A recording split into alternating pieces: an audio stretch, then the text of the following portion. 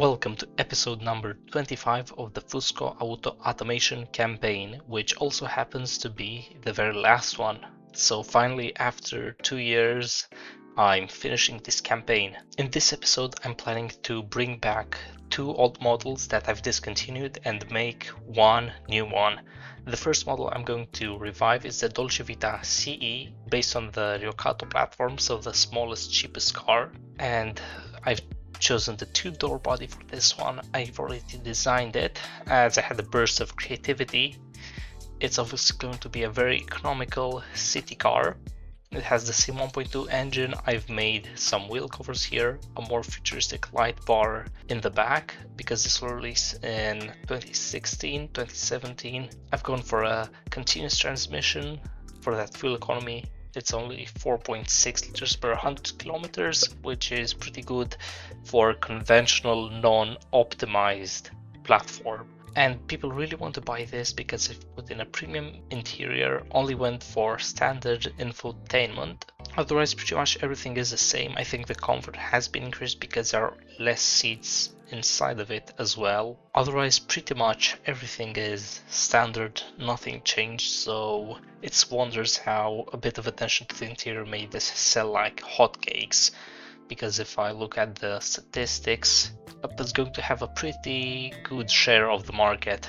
The brand new car I'm making today is based on the van/SUV small platform, which has the Fusco Monolita and the Tasso Sport. And this one, the Dolcevita XC15, is a crossover based on the Tasso Sport. As you can see, it's a pretty generic but accurate design of a coupe SUV crossover from the mid to late 2010s. It's got a 1.5 turbo engine, the 160 horsepower one, and just like the other car before, the CE, I've put in the premium interior, standard infotainment, and they seem to like it. And it's also going to sell very well, as you can see by this light blue line. It's not going to overlap as much with the existing trims, which is what you need to justify a brand new trim, because otherwise you're wasting production efficiency for nothing if the same people are buying it. The final car that I'll be making this episode and bringing back is based on the Dolcevita Esprit platform, but while I'm at it, I'll also massively facelift the SP. The facelift is something I've already designed before, so now I'm going to copy and paste the information for it.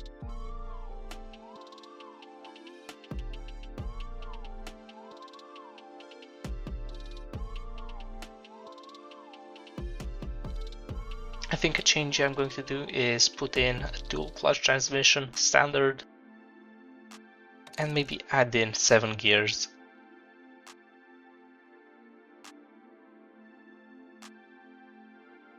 Also updating the interior. For this facelift there will be only 2 trims of the SP, so the V version and the normal 30 version, which has 305 horsepower. This has 408. The 30 version will simply have a less aggressive setup, so less aggressive brakes, square tire setup to be cheaper, speed limiter a bit less downforce, just stuff like that. But now for the big revival and the last car I'm going to be making in this campaign.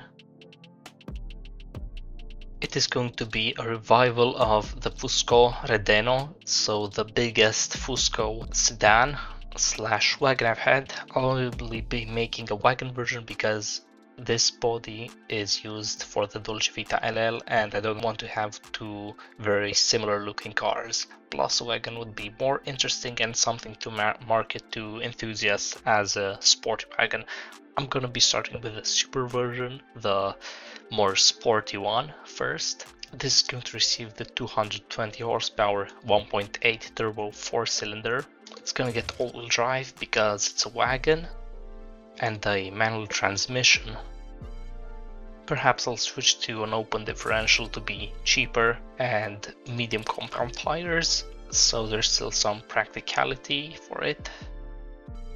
Standard interior and radio, and the farm market really likes it. Yeah, probably because the suspension is tuned for a sports car, which I'll have to solve now. Before showing you the design, I would like to point out how high the sportiness is. I guess this is the advantage of building it on a sports car. The comfort is average, very good drivability, better than most, I think, up even than the normal family.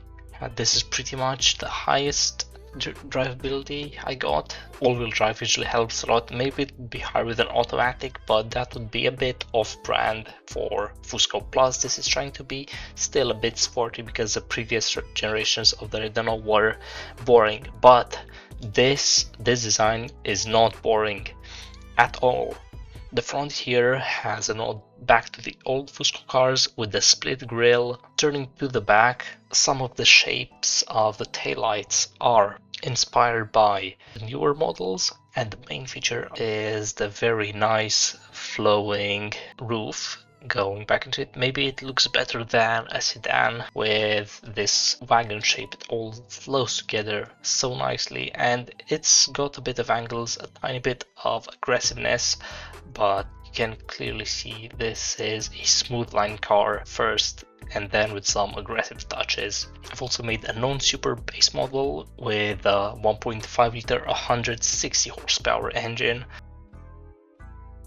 Now I'll have to quickly sign off everything. I've already set up the factories. The factory for the SP and the Renault platform is now getting upgraded to keep up with the capacity. The others are staying pretty much the same. And with this done, all I have to do is now wait for the end to come, which is in about 6 years. So see you when it's finished.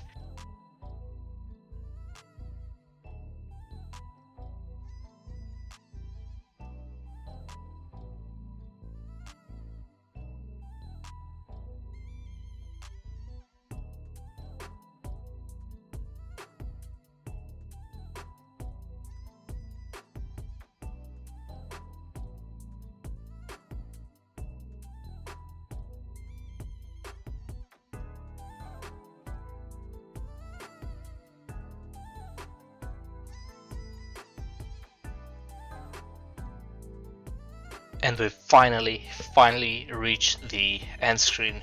What a journey this has been for 2 years and a month, I think. So obviously there at the end you saw me trying to manage overproduction. I had so much money, I didn't care what I was doing. But then some engines weren't being produced. I tried to make a new engine factory, but it would be made after the game ended. Then I paused the production of the pickup truck, the U100, because I had a lot of those in stock. So instead of making engines for those which were piling up, I redirected them towards everything else. So I've got an 874,000 score. You can see the original settings I picked back in July 2024. We're now in August 2026. I'm recording this. 100 million cars, many of them sold. A team here. I've sold vans and cheap hatchbacks. These are my most sold cars. So in a way, what Fusco was originally established to make, but now it sort of makes everything with its Dolcevita brand included. Before test driving in BeamNG, I want to say thank you to Zenturi and Debaya for inspiring me to make this campaign. And now it is time for the last ever test drive I'll be doing of Fusco cars and Dolcevitas. Obviously starting off with the reborn Dolcevita CE, the trendy looking city car. A bit of wheel spin taking off, but the power feels adequate. Let's see how fast it is. Yep, it's got enough power. Obviously this is all about fuel economy and getting around the city in comfort.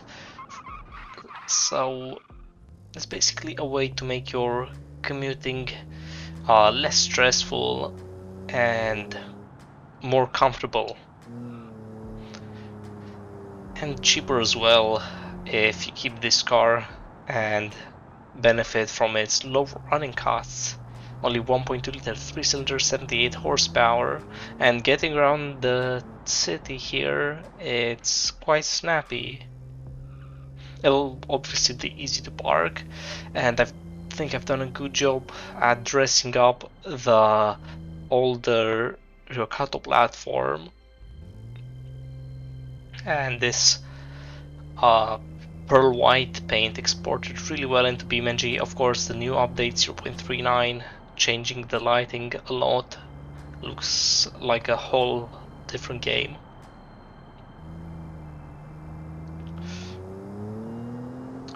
So if I hammer it, it's gonna do pretty good. Yeah, let's do some illegal activities here, going the wrong way on the shit. Never. Yes, this is the wrong way. But obviously I don't have any traffic spawned in. Let's at least stop for the stop sign. And I think this car will be capable even for some high-speed driving.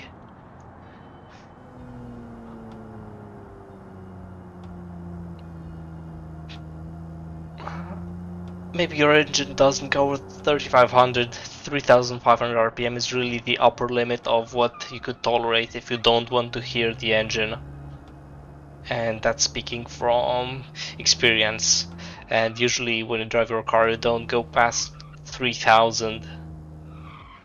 So the safety gearbox is keeping us here based on how much throttle I give it.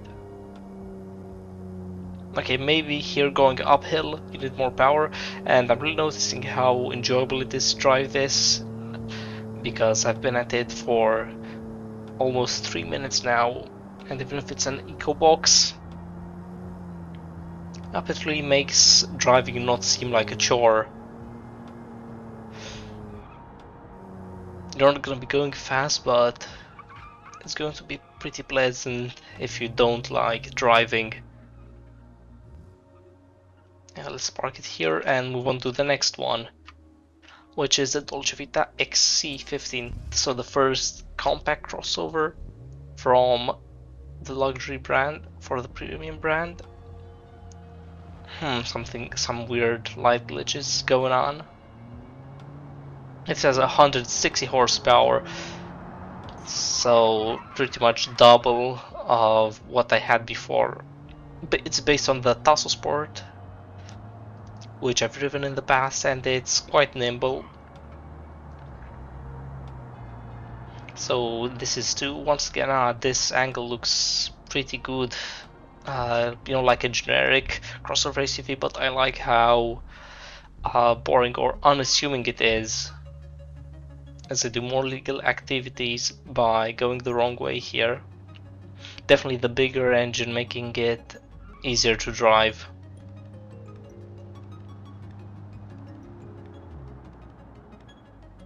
This is pretty much where it'll do a lot of driving, and I don't think I need to test off-road. I've tested it with the Tasso Sport, so it'll be something good to take on trails as well if you need.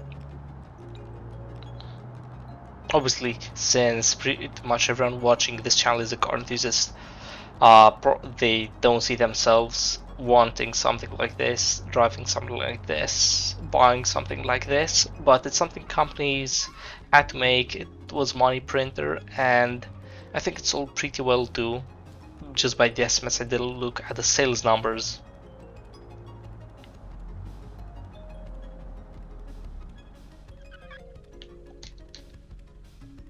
And now for probably the culmination of Fusco, the reborn Redeno Super. So 222 horsepower, chassis is that of a sports car underneath. So it's got everything. It's practical because it's a wagon. It's relatively thrifty, 1.8 engine, 4 cylinders, but at the same time it's gonna be sporty. This time I'm taking it out of the city, trying to hammer it.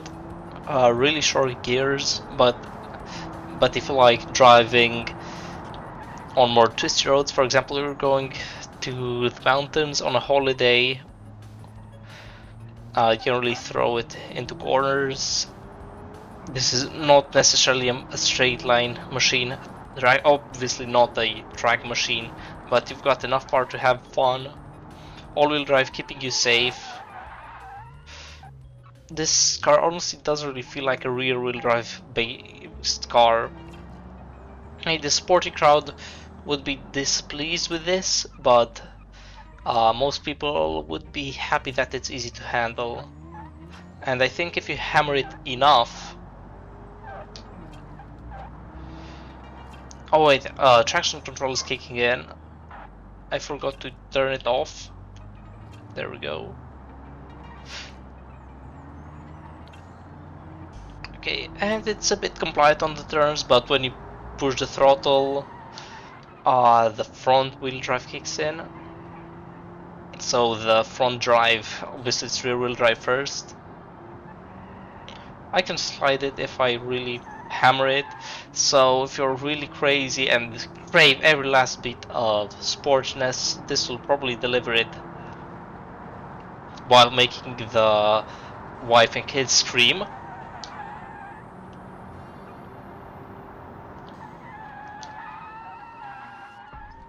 Ooh, almost missed that. Good thing I don't have the absolute cheapest tires on this. Let's see how it does in this bend.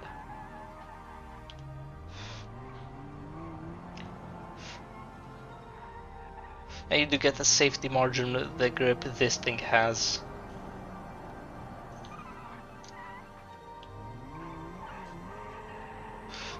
There we go, a bit of a slide here.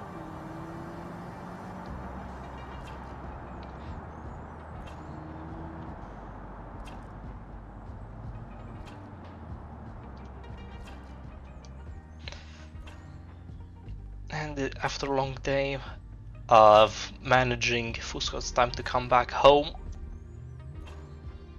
Look onto the mountains, the plains, and the scenery, and say my goodbyes to you, and we'll meet in the next campaign series.